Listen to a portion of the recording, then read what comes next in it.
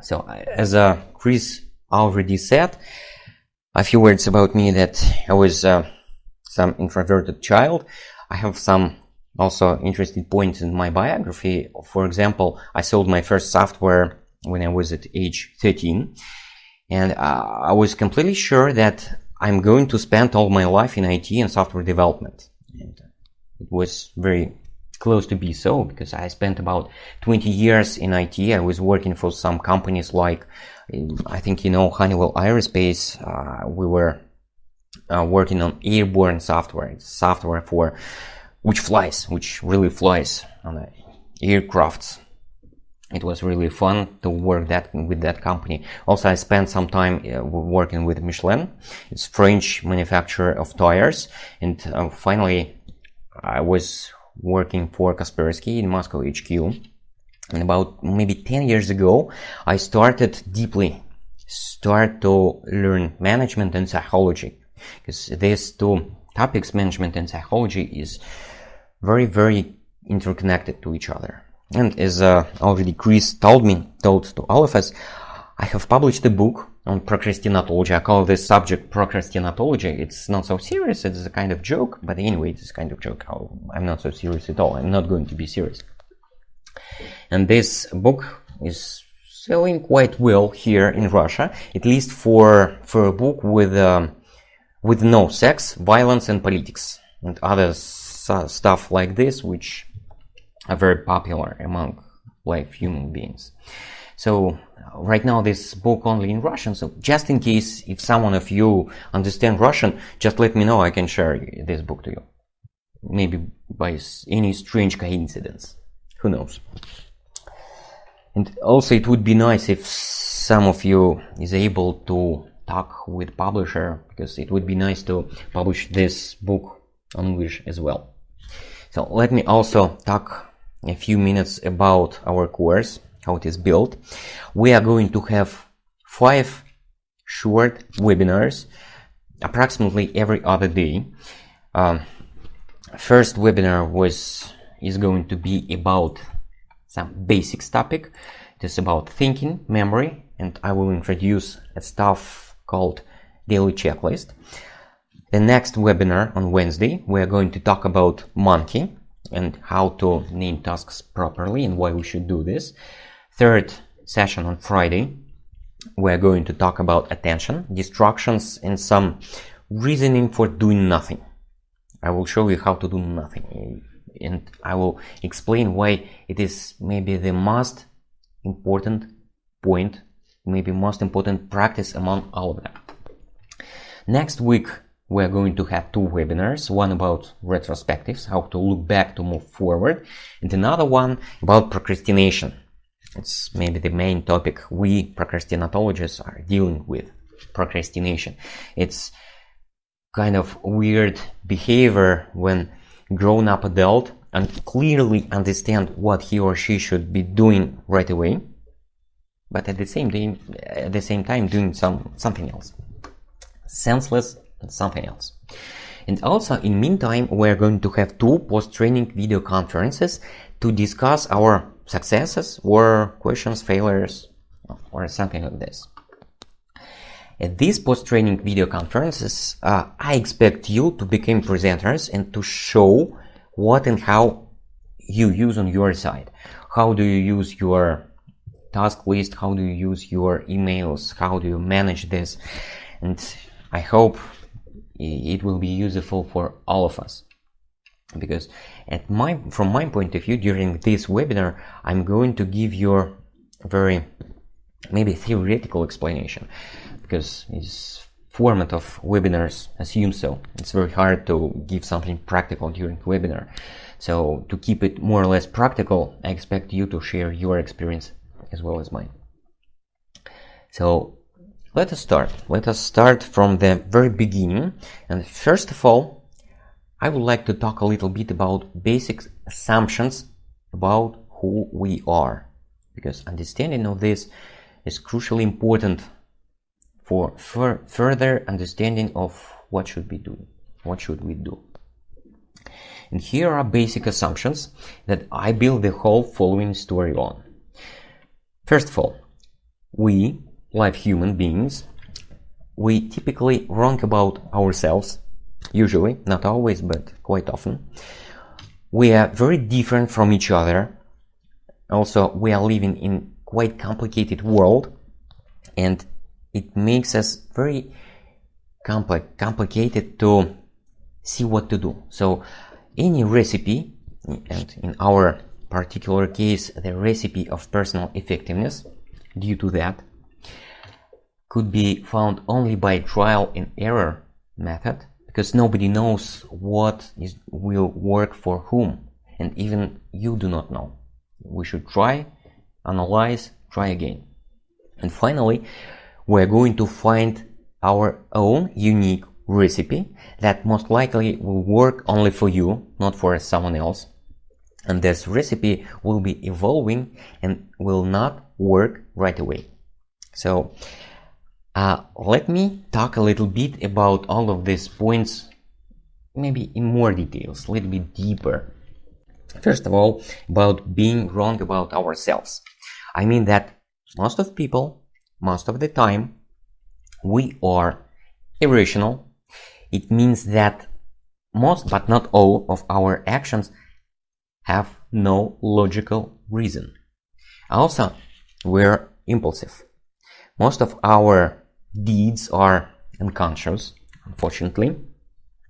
And maybe most common example of our unconsciousness is starting check emails whenever we have 20 seconds of doing nothing. As soon as we're left with no action for at least 20 seconds, we start to do something, touch our smartphones and check emails, often unconsciously. And finally, we hope that everything above means being irrational, being impulsive, being unconscious. We hope that it is weird, funny, but not about us. And unfortunately, it is about us. Let me show you one quite popular example. I think most of you is familiar with this choice between task important and urgent one. And I believe many of you have been in this situation when you have to quickly choose what to start working on, either something important or urgent. By the way, what do you typically choose? Can you text it in the chat or in question? So, what is your typical behavior? Urgent, with some sad smile. Because in most cases, I think it is even worse. Because you might confess that, yes, in this case, when I have to choose between something important and urgent, typically I choose urgent. No, it is even worse. And the sad truth is that in most cases, we prefer clear and simple. And if neither important nor urgent task is clear and simple, we are going to check our emails, read chats, browse news, or scroll down the feed on Facebook, or do whatever senseless it is. Do you familiar with this behavior? It's kind of monkey-driven behavior. Among important and urgent tasks, we typically select simple, and it is a very crucial point. Very crucial. And it is normal. I mean, what do I mean by normal? Because I mean normal since this behavior has an explanation. This explanation, perfect explanation, has been given by Daniel Kahneman, who received in 2002 year the Nobel Prize in Economics. And by the way, several weeks ago, his colleague Richard Thaler also got a Nobel, also in behavioral economics. And all that guys was working on our thinking. They trying to explain what makes us human, why we are so irrational, why we are impulsive, and why we unconsciously act so often. So here's the explanation. From point of view of Daniel Kahneman, inside our brain, it looks schematically, it should look like this. We have perception filters. We will talk about this a little bit later. Also, we have system 1. He called it system 1 or fast thinking. And also we do have system 2, our slow or smart thinking. And usually when from our sensory organs information goes to our brain, first it goes to perception filters, then it goes to system 1. System 1 automatically, by reflex, find response very quickly, right away. And then it gives this response to system 2. The system 2 is called, Kahneman call it lazy controller. It means that as soon as it receives the response from system 1, it can think about this, override this reaction, change it, or may not to think, because often it is quite lazy to think. So it just accepts initial response of system 2 and leave it as is. To demonstrate this idea of these two thinking systems, let me show you quite known problem, math problem. Sorry for asking you to solve a math problem at the morning. Daniel Kahneman was using this problem for over than 30 years, as I guess. And it very nicely demonstrates the idea of our thinking systems. Try to observe how your mind finds the solution for this. Let me show you this problem itself. Problem is quite straightforward. A bat and ball cost together $1.10. The bat costs $1 more than the ball. How much does the ball cost? Can you also text your answer in the question pane? Just take a look.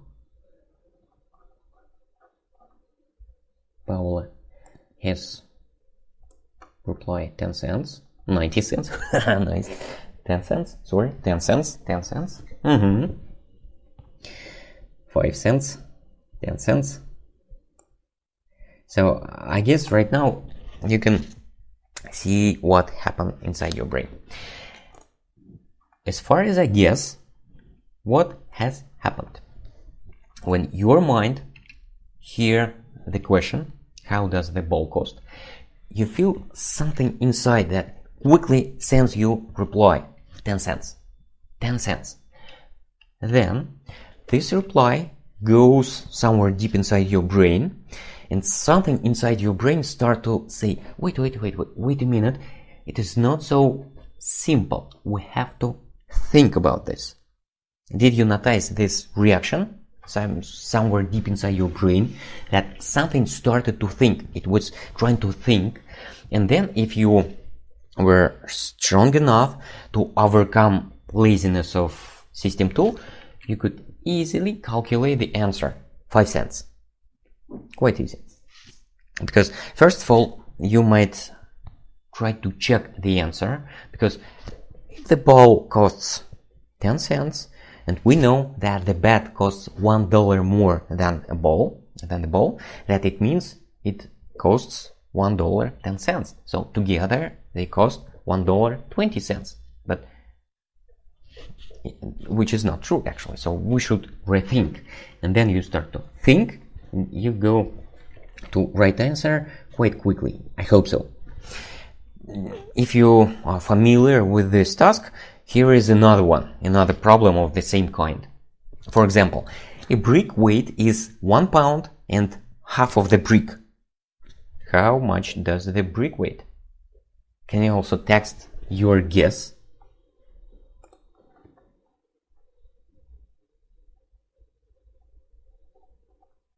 Mm-hmm. 2 pounds, 0.75. So 1 pound and half of the brick, not half of pound, half of brick. So the right answer came from Pete. It weighs 2 pounds, and I guess approximately the same happened inside your brain.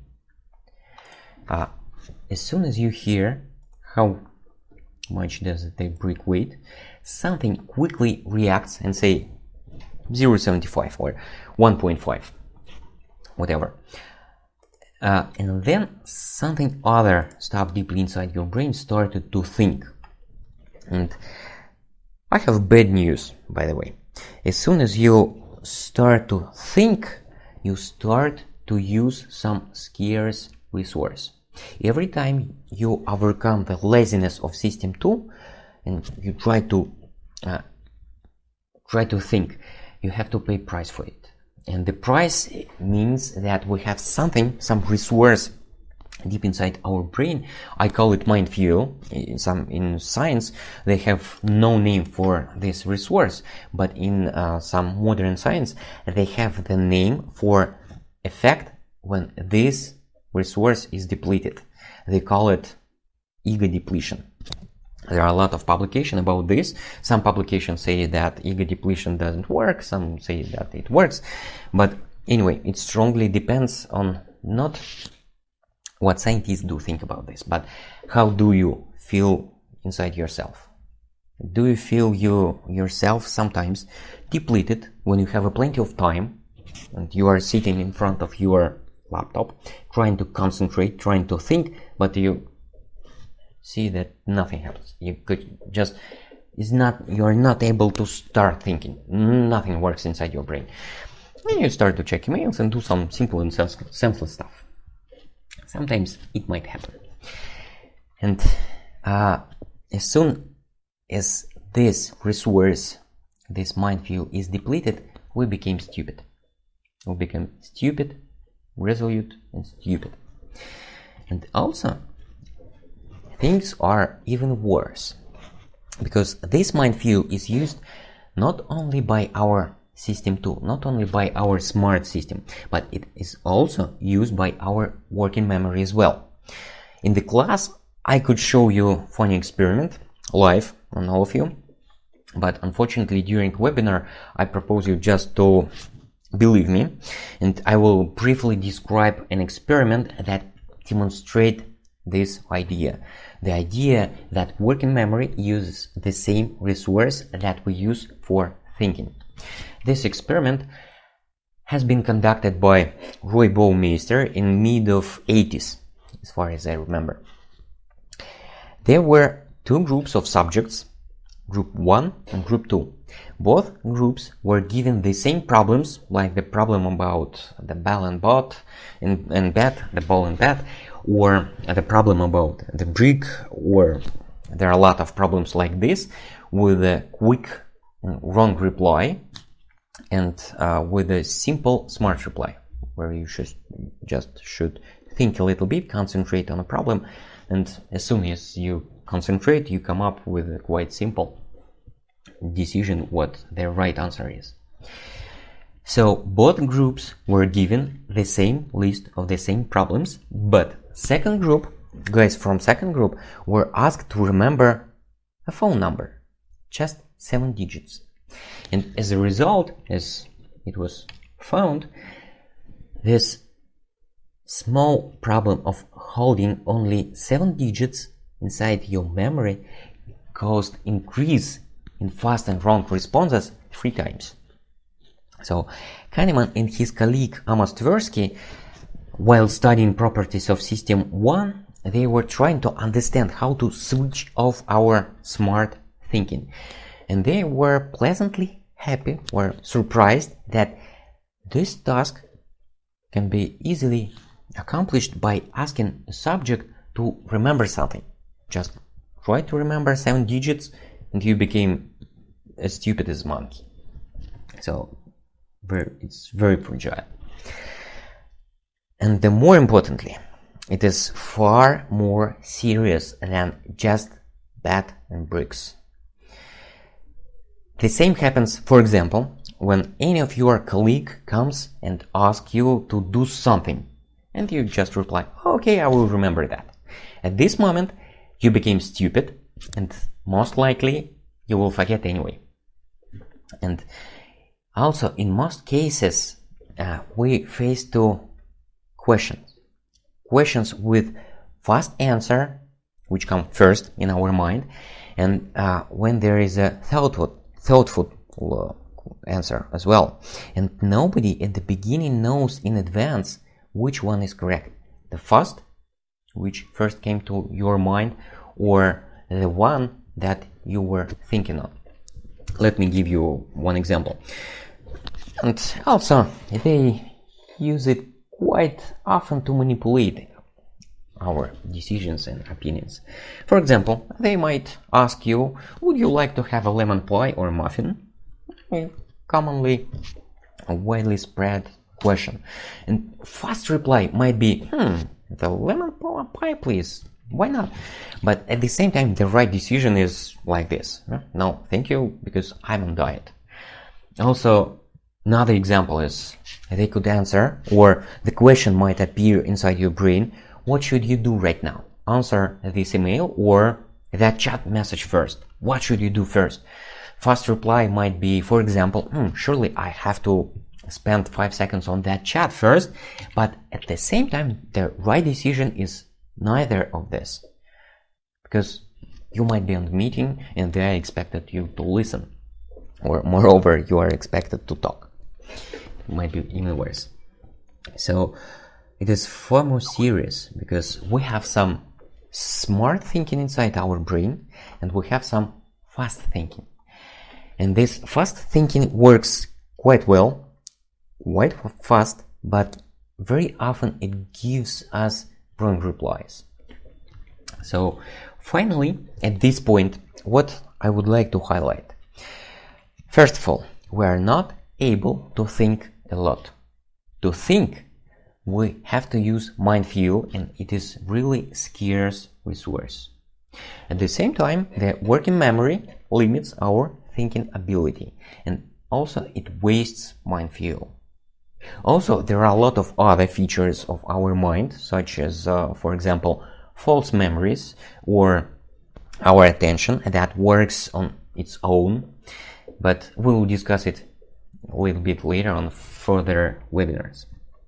So let me go to the next point. So first of all, I hope you get the idea that typically we are wrong about ourselves. Also, we are very different, and here, in order to show you our differences between each other, I would like to briefly remind you this Tim Urban's model. I hope you enjoy watching this video about instant gratification monkey. I truly love Tim Urban's blog and his video and what he is actually doing. He is able to explain a very complex topic by means of very simple characters and very simple ideas. This guy is genius in some case, in some sense.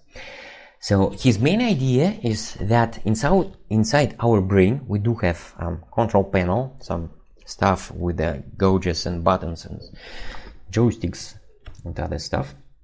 We have a rational decision maker, a guy who is responsible for our rationality. And also we have an instant gratification monkey, a character that most of the time drives. And the rational decision maker, this guy is too weak often to deal with monkey. And these guys speak different languages, by the way. Rational decision maker tried to convince the monkey to work at least a little, and he tried to reason like, do you remember the day before yesterday we started to work late, and as a result we were late yesterday and we were in trouble, and by the way, tomorrow we are going to have the same stuff happens, so maybe we should do this thing today. But the monkey has no idea what yesterday and tomorrow means. It has only idea about now. Only it understands is now. So it wants to play, so it does. And there is only one character of whom the monkey is afraid of. And Tim Urban say it is an angel of all procrastinator that helps us to do at least something. As soon as this panic monster came in our head, monkey just evaporates, goes away, and at that moment, as it ran away, we became highly focused and rational. And this model perfectly explains why the last minute panic is the best source of inspiration for all of us. I hope you have no doubts in it. But as soon as we successfully completed stuff or panic gone, everything goes back to square one. And by the way, before webinar, I sent you some Google form questionnaire about how strong your instant gratification monkey is. And by the way, I don't know if you are surprised or not, but here are results. By the way, these are results for both for this group and for another group that I have in London. Because in London we have some on-site education, not webinar, on-site. And so most of you just were brave enough to confess that we have a monkey, I should say so. But these results show that we are more or less the same. But I started to talk about monkey and the point that we were different. So what do I mean? How can I explain our differences among each other? Let me introduce one more element to our mind model. And it's quite funny because in Russia we have some sustainable expression which says that if someone has cockroaches in his head, it means he has I think maybe closest analog in English is having bees under the bonnet. So I call it bugs. Bugs, not cockroaches, but bugs. In psychology, all these guys are called cognitive biases. And these are thinking patterns which are mostly irrational, but they strongly affect our behavior. Let me give you some examples. For example, it is a quite known bugs. I will describe some very popular ones, but there are a lot of them. For example, here is a bug whose name is I'm Not a Jerk, and his main idea is to save your self-esteem. This bug trying to protect your self-esteem, so you should not feel yourself an idiot. What do I mean? During the course, during the study, you are becoming, if everything goes right, you are becoming a better version of yourself. What does it mean, become a better version of yourself? It means that in the past, you were worse version of yourself. It means that you were close to idiot in some sense, but this bug tried to protect you. So it gives any education and try to make any education impossible. So as soon as he hear any advice, he start with his favorite reaction. This advice simply doesn't work. Just do not try it.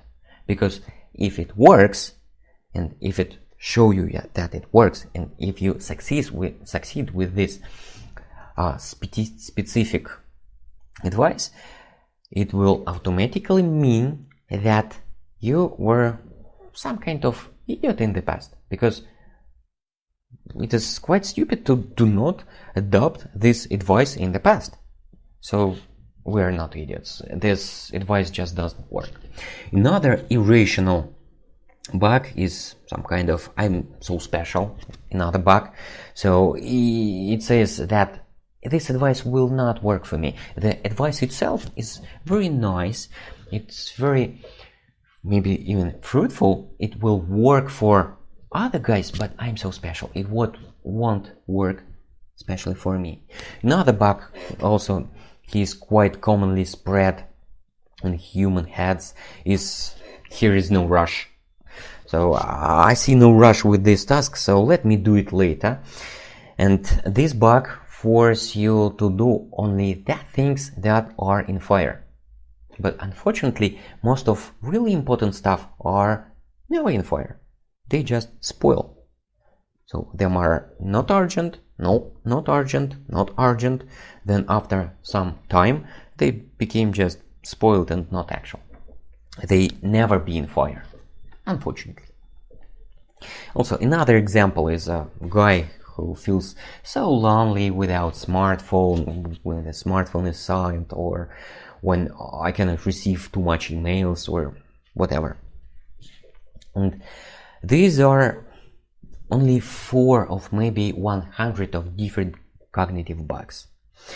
And what makes us different is bug pattern, because any of us has its own bug combination. These 4 guys are most commonly spread, so them are very popular, but also we have a lot of bugs that are specific only for your age, for your sex, for for your profession, for your company, for your country. We have a lot of layers, some specific layers of bugs, and also there are a lot of interesting activities like bug dynamics, because some of bugs tend to leave your head, another tend to come, and it's a very complicated topic. But it is kind of our DNA, the set of our internal bugs, cognitive bugs, and they make us different. Also, we are going to talk about bugs a little bit later, but at this point I was trying to demonstrate our differences. Also, I should say a few words about about how our world is complicated. And I call it in my book the world probabilistic nature. It means that there are not too much everything, every time, and everywhere. And in most cases, we can use something like sometimes, somewhere, something. We are rarely able to use that everything and every time.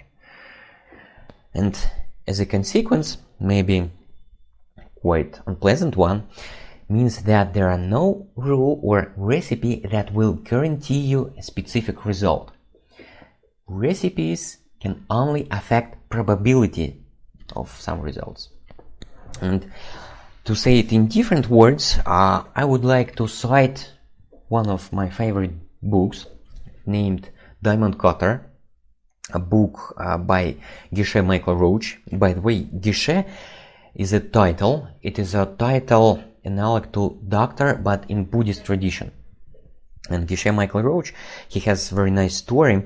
He went to Tibet when he was 19, and he spent a lot of time learning Buddhism, and at some point of time he decided to become a Geshe, to pass this Geshe exam. He successfully passed first exam, but then the Lama, the guy, the head of monastery when Michael Roach was studying, Lama said, Michael, you are the first Westerner in our monastery who is going to get this Geshe degree. So especially for you, we are going to prepare a special exam.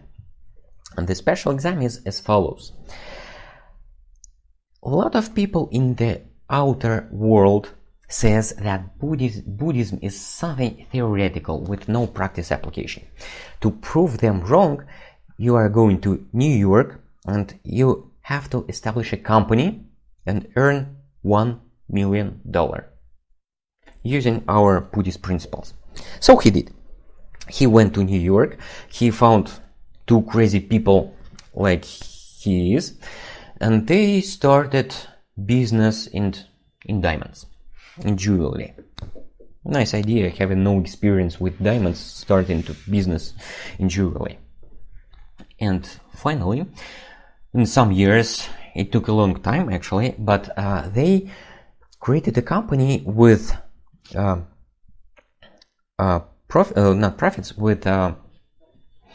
about cost of 200 millions a year, with income about 200 millions a year.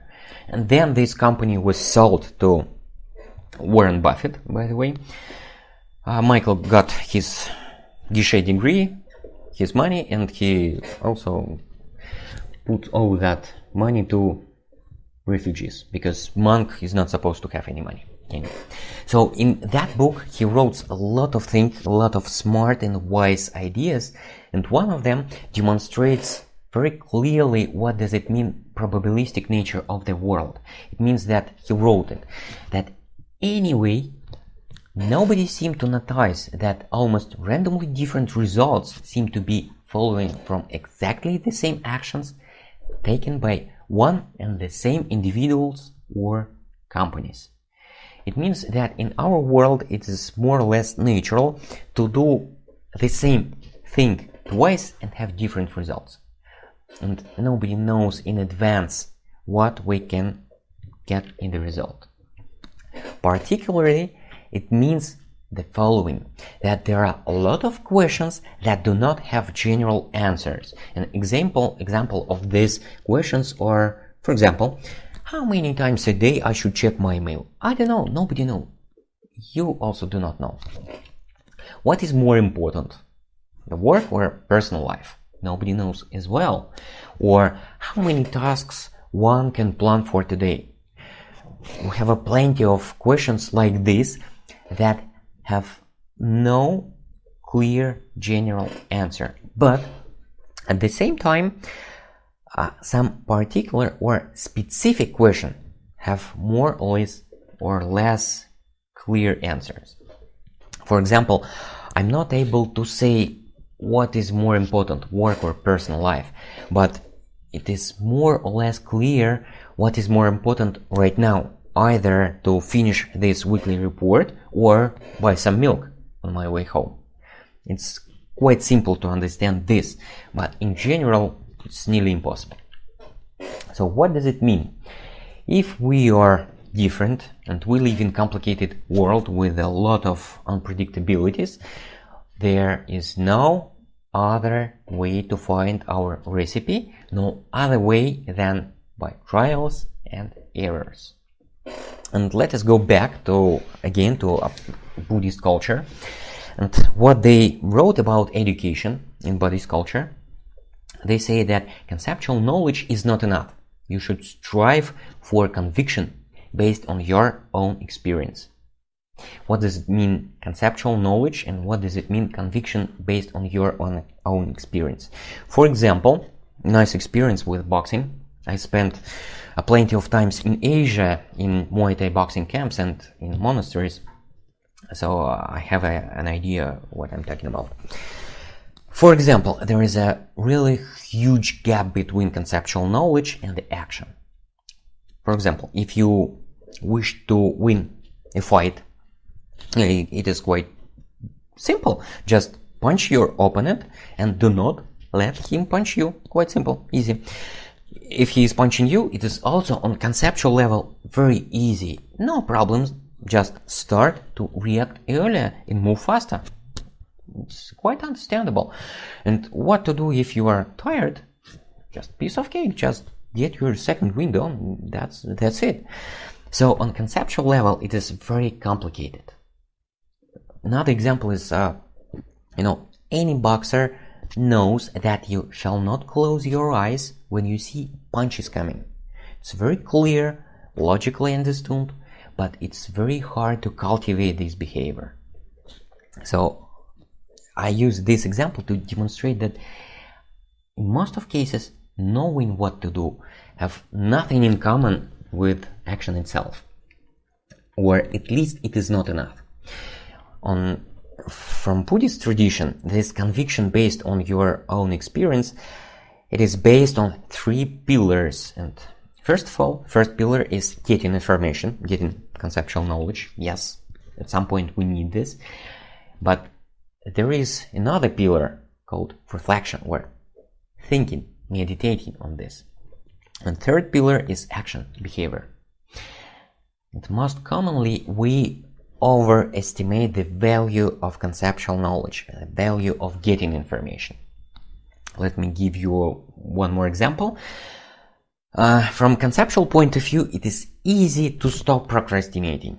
Just finish all important tasks and then start to scroll down your Facebook feed, not vice versa. It's quite simple. But to know how we should act, is not sufficient to act this way. It is necessary, but not sufficient. And here, also, I would like to cite another my favorite book, by my favorite author, Nassim Taleb. I don't know if someone of you has heard about him. He's, I think, also genius. And in his second book, Fooled by Randomness, he wrote the following. He wrote that most of us know pretty much how we should behave, and it is the execution that is the problem, not the absence of knowledge. And then next, I think is much more important in our case. We need tricks to get us there, but before that, we need to accept that fact that we are mere animals in need of lower form of tricks, not lectures. What does it mean, tricks? Yes, we need tricks, and nobody knows in advance what exactly tricks do we need. We have to find these tricks by our own experience, and this experience process of trial and error is a kind of empirical cycle of getting information, reflection, and action, and everything goes in cycle when also rational decision maker lives in harmony with our monkey, and all of them are in peace with our cognitive box. So it is, I think it should be a symbol of procrastinatology at all. The idea of tattoo, by the way. I'm trying to make a joke. Let us go further and talk a little bit about recipe, how unique it is. Unique means that one recipe that works well for one person most probably will not work for another. So any of you should try to find your own recipe, unique recipe. And to make it more simple, because besides of that, we have a lot of factors that make it incredibly complex. Besides of this, we have our recipes. Our recipe will contain the following ingredients. First ingredient is vaccine. Vaccine means something that we can done once and then we can have a result for a long time. For example, first well-known vaccine is turn off notification about new emails on your desktop and on your smartphone. As soon as you do, you will have a result for a long time. Another ingredient is indicator. Indicator is something that you should observe on. It can kind of food for thoughts, for reflection. And final ingredient is practice. Practice is something that we should do every time to have the result. Unlike the vaccine, we can do it once and have a result ideally forever. With practice, we should practice it every time, every day. And we have a result as long as we perform this practice.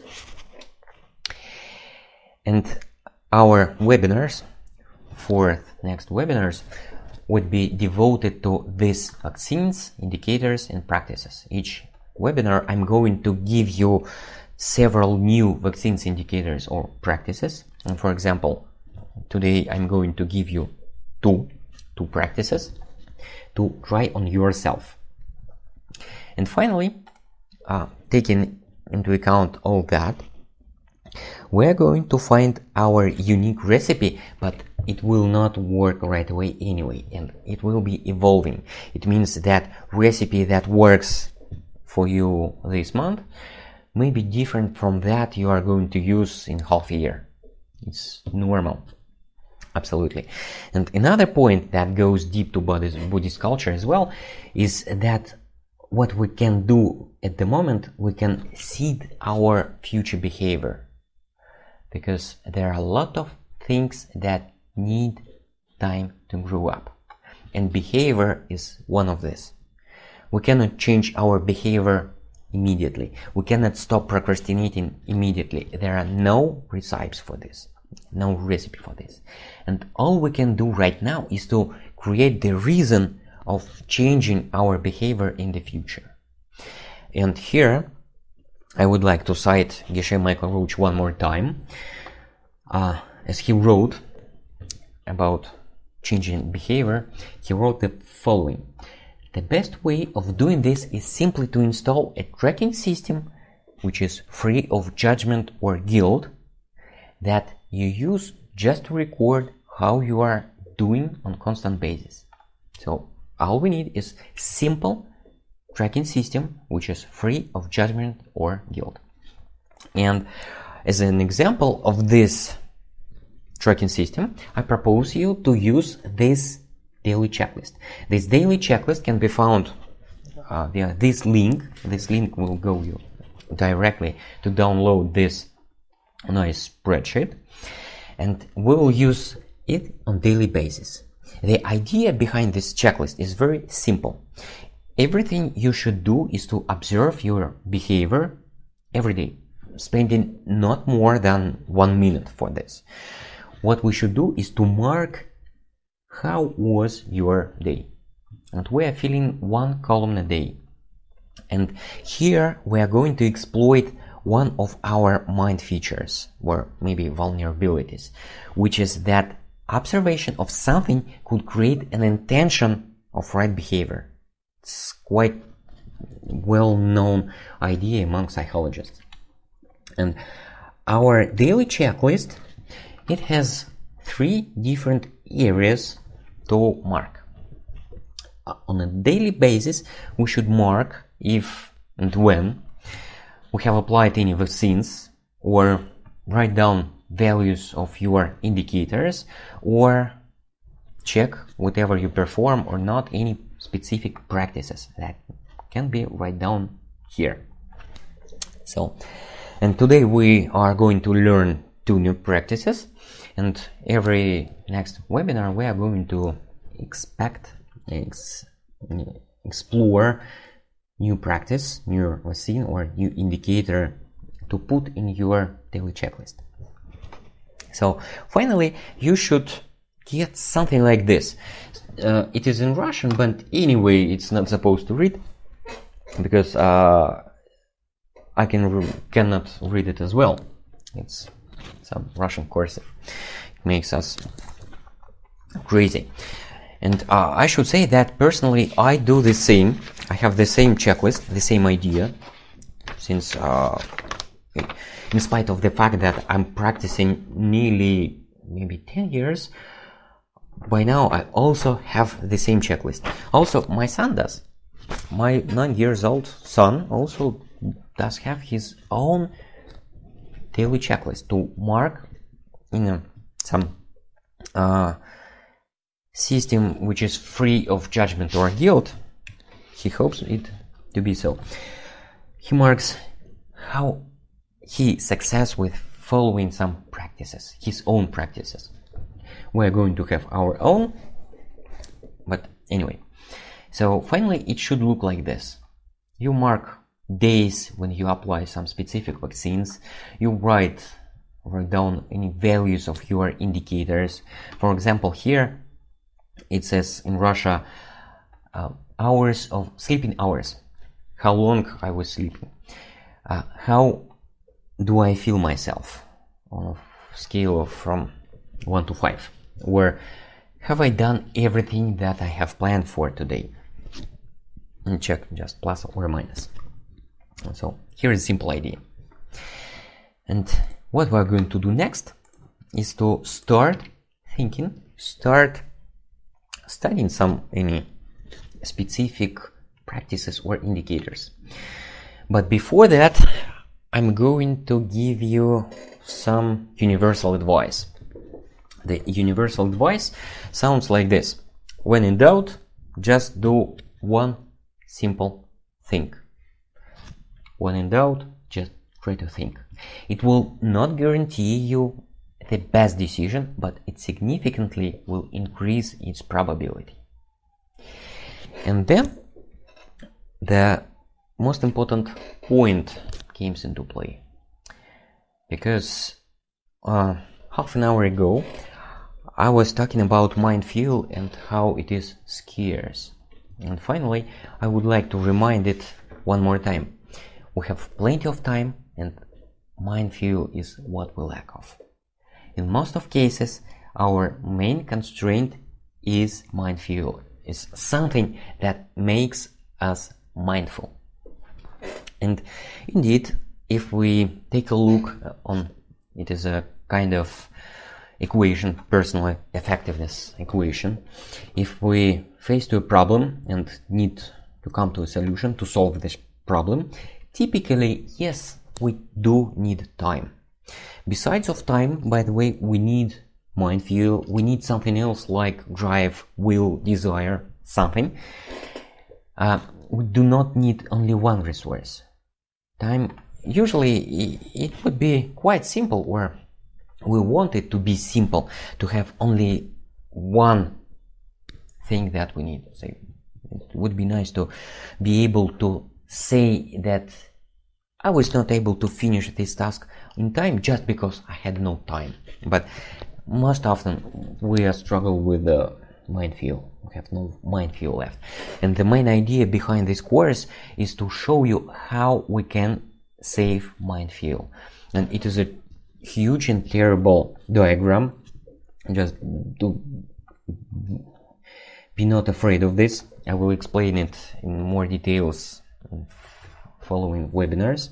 The idea behind this diagram is to show how different practices can affect our main goal, save mindfuel. Everything which is in frames, like regular recovery, minimize rumination, update single point of trust, it is not a practice, it is some expected consequence of these practices. Everything outside frames is practice that we can do and give these results. Next webinar, I'm going to talk about monkeyifying task list, how to make the task list monkey-friendly task list. And today I'm going to talk about two practices, about how to unload our working memory. I hope you believe that holding something in our working memory makes our thinking more complex, and also it wastes mindfuel. By the way, we have mindfuel enough to think maybe for not more than 2 hours a day. It is our set rule, by the way. So that is why we have to save it. First of all, to save. And also about 80% of all mindfuel is simply wasted. So let me show you a few practices. One practice, how we can unload our working memory using what is called thought triggers. Idea of thought trigger is quite simple. I hope you're familiar with this behavior when you see something, hear some word, term, any acronym written on the wall or whatever. You start to think about some tasks, problems or projects. And the idea behind thought trigger is the same, is to present something to your mind that can remind you something potentially forgotten. I don't know how appropriate this picture is, but I love this very much. The idea demonstrates how mind triggers works. The lady see one things, but he thinks remind about something different. Yeah, he see one thing and remember, oh, I forgot to buy some eggs, I have to go to the grocery store or whatever. Let me show how we can use our thought triggers. I'm going to share with you in chat this link, which goes to trigger list to Google document. Let me try to to share it with you. Where is a chat window? Just click and go there. It should be working right now. Oops. Couple of seconds.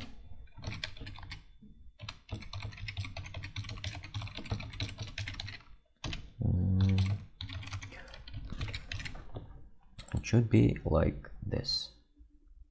I forgot. I lost.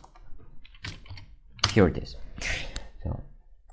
So let us go to this link, open this document, and I will say you what to do. Just take a look at the chat. There is the link with some words in the right column. And what we are going to do is to unload our memory right now. Right here and right now. It's a little bit slower. I don't know why. That practice that we have already tried, named Unload Memory with Triggers. You can create your own trigger list to take a look at this, and maybe once a day or twice a week, whatever you like, just try to spend several seconds or maybe a couple of minutes to look at these triggers and try to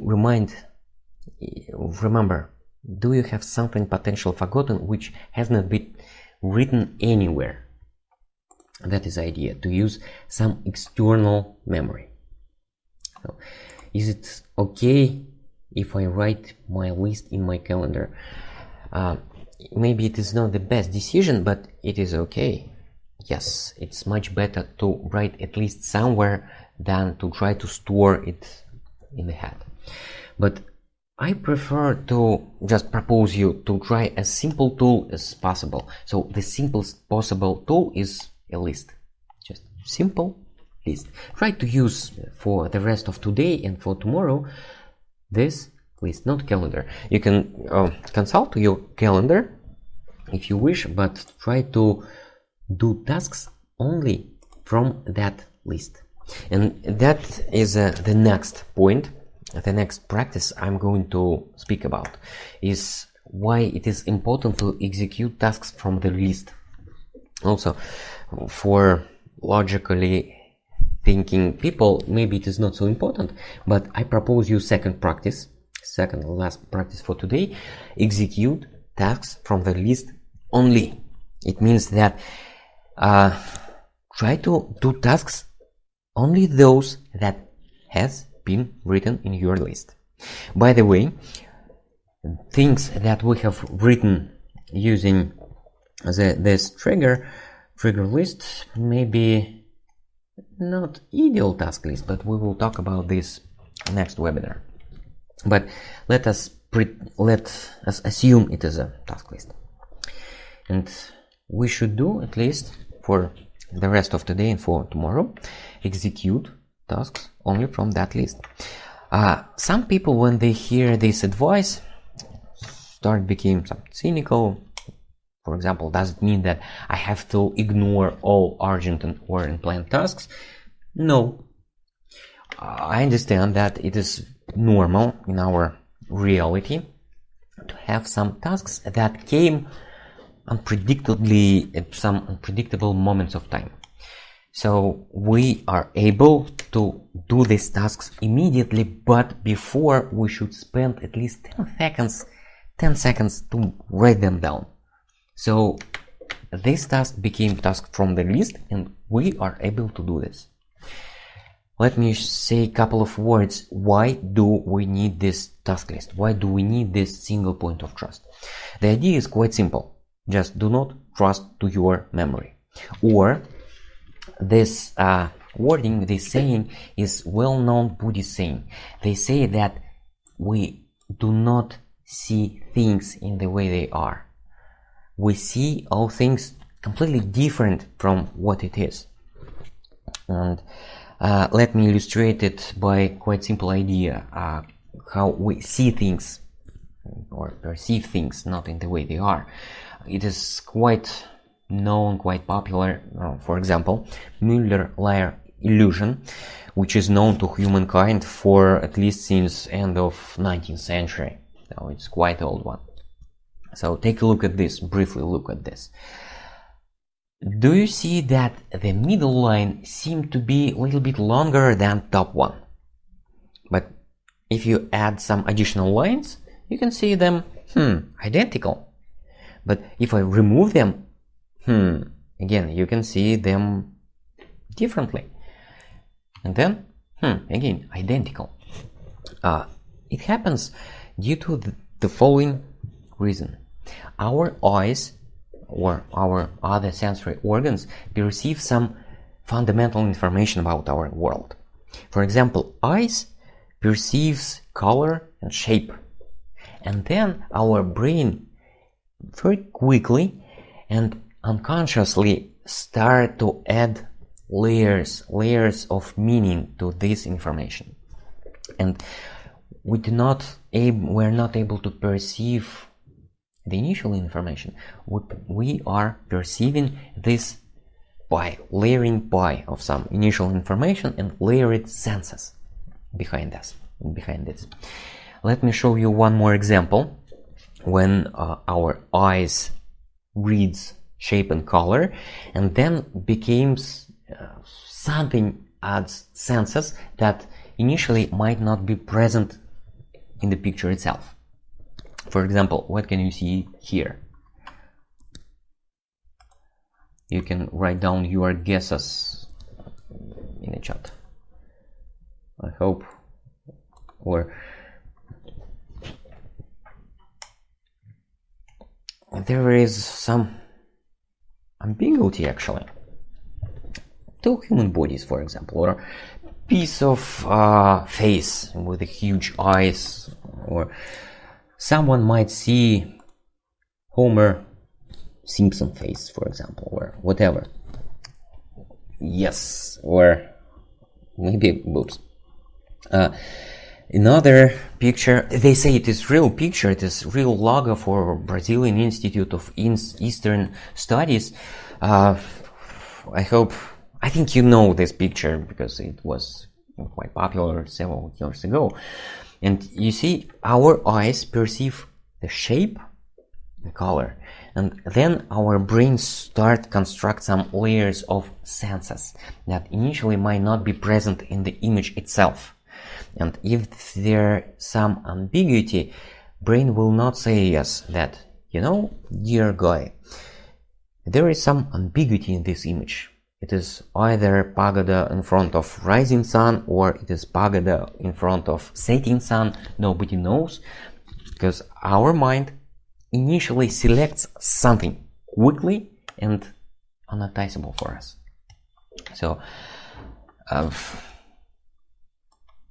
some of you might see pagoda in front of sun and somebody just sticking this. Or also, I'm not aware if it is real or if it is Photoshop. You are living in US, so you might know better than me. Or is it a real network of something with such strange logo? So why did I need these strange pictures and similar pictures? I need these pictures to illustrate that our mind can be easily confused by such simple entities as 2D-dimensional images.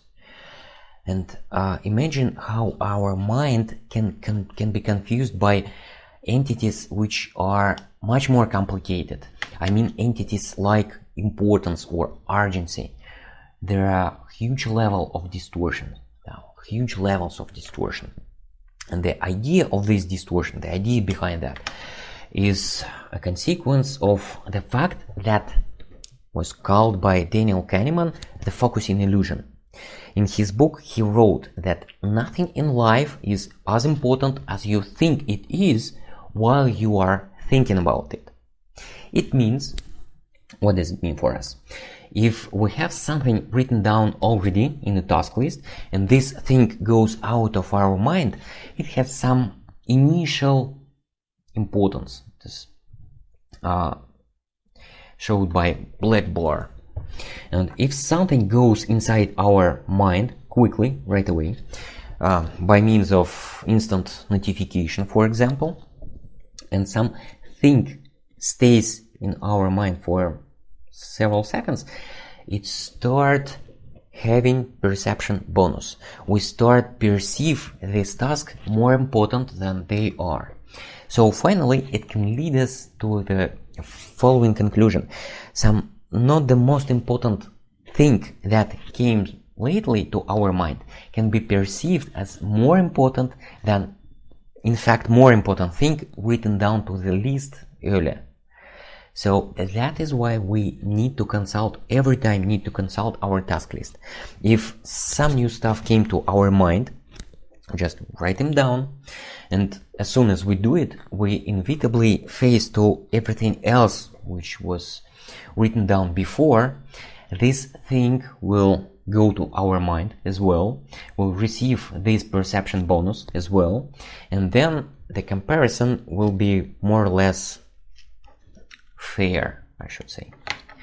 Otherwise it is unfair, because what came lately, it feels more important than most important stuff.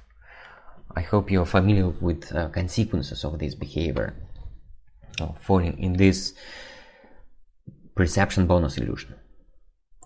So that is why I propose you the new practice: execute task from the list only. If it is hard enough, try to execute task from the list at least for 1 hour. It would be nice.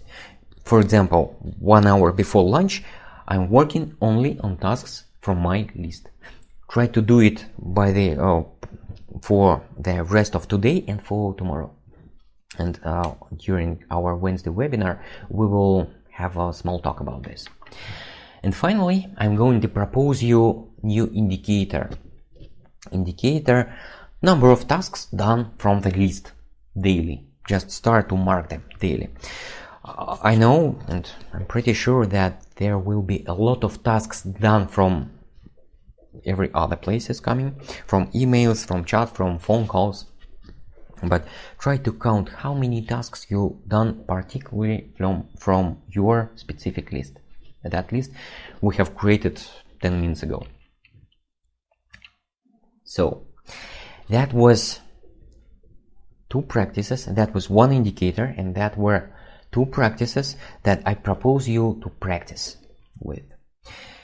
So let me highlight our homework for the rest of today and for tomorrow. Download the daily checklist via this link. I will show you again. I will send you to the chat.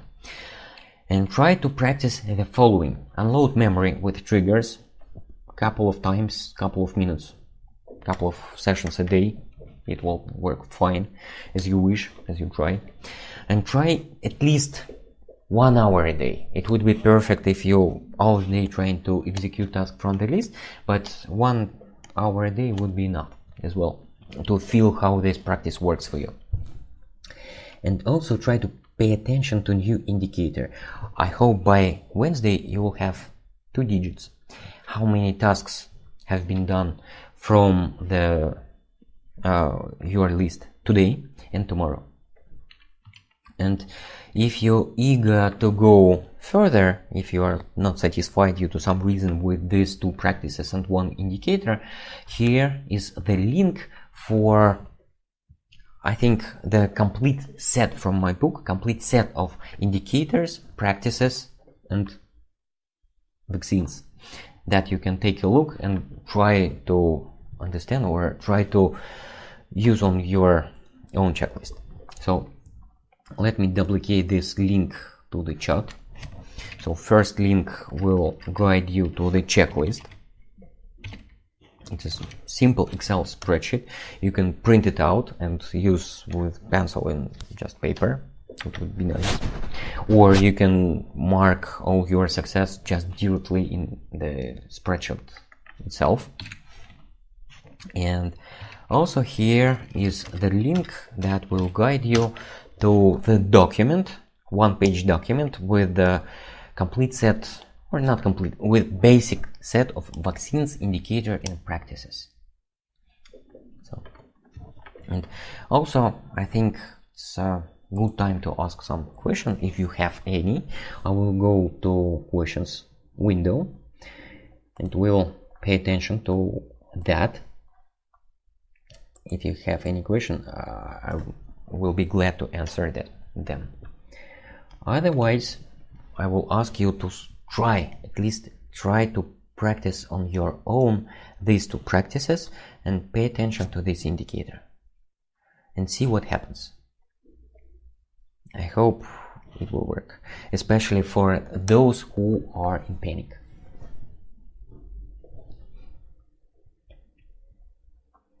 So here is the question from Mary. I usually have my task list in a text document. Do you have a template that you use for a task list? You know, I don't. And I strongly recommend you to do not use anything more complex than plain task list.